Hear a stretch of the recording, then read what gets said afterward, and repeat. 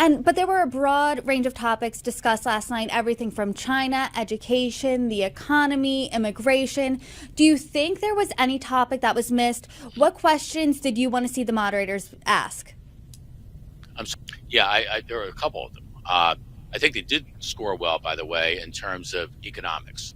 You really got a sense from last night's 2 hours of debate that Americans are feeling a squeeze.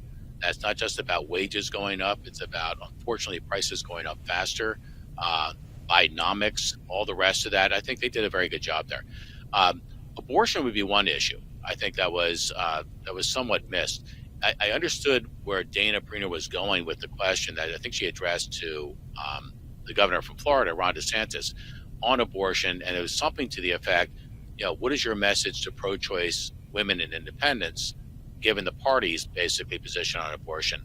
The question really should have been, because this is what I'm hearing all over the country, it's the word ban. When you talk about an abortion ban, and in Florida, for instance, they passed under the governor a 6-week ban. Others are at 10 weeks, 15 weeks, et cetera. That is really, I think, what is most concerning in we'll call it the post-Dobbs era on abortion, concerning for women who are not avowedly and totally pro-life, who are concerned that maybe they won't have a choice if, God forbid, they had to make a choice. They wouldn't have that choice. I thought that was a missed opportunity. And the final thing is, I think the whole thing having to do with China, which got scant attention, Brittany, in the first debate, got a little bit more here, mostly because Vivek Ramaswamy was swatting off the barbarians at the gate who were trying to take him on for his company's investments, past investments, and profiting from China. I think there's something deeper there for the party that they still need to get into, the combatants, because they say, all politics is local and that domestic politics always seems to trump international politics. But I think more and more in today's more global world, I think China and Russia, I think they actually did touch on the Russia-Ukraine situation decently. Those are becoming front of mind because they have tremendous bottom line consequence on the economics of our country, much less our national security. You're totally right there. When I was in Iowa back in August, I had the opportunity to talk to voters, asking them what their biggest concerns were, and the top concerns always the economy and China. But it's clear you do think some of the losers last night were the moderators, but overall, who do you think the winners and losers were last night? Well, I think everybody lost on stage last night to Donald Trump, in that there wasn't a breakout, what I would call a breakout performance. It's not a one-liner. Everyone says, well, who got the best zinger in, whatever. And you saw some of the attempts at that from Chris Christie and others kind of fell flat. It's not that. Who had a commanding performance last night? I don't think it was there last night. I thought the governor of Florida, I thought Ron DeSantis did better than he did in the first debate, but I wouldn't call it commanding yet, but it was better.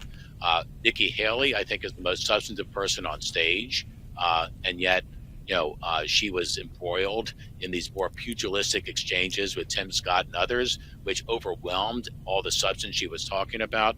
Chris Christie is still trying everything he can to go Donald Trump into attending a debate. Not going to work. The governor of North Dakota, no offense to the people of North Dakota, but trying to suggest that everything that North Dakota is doing somehow can be transferred easily to the leader of the free world. That's a bit of a reach. Tim Scott, I think, was more substantive last night than he was in the first debate, still not touching his best mark, I think, which is the ultimate American story. And finally, the vice president, Pence, who I think is still, how does he explain why he's running against his former ticket mate, former president, and then Vivek Ramaswamy? I didn't want to lose that. Vivek was very forceful. He's very entertaining. But I think it was showed last night that he still is doing this out of textbooks as opposed to real life experience. And I think he did take on some water over his association with China, his defense of TikTok and the influencer. So bottom line, no one scored big last night. They go on to the next debate, as you know, in Florida, my home state of Florida, maybe with one or two less on stage as they start to increase the requirements for qualifying for the debate. But for that reason, having no commanding performance, no obvious winner, it was another win for the former president and his march to the nomination.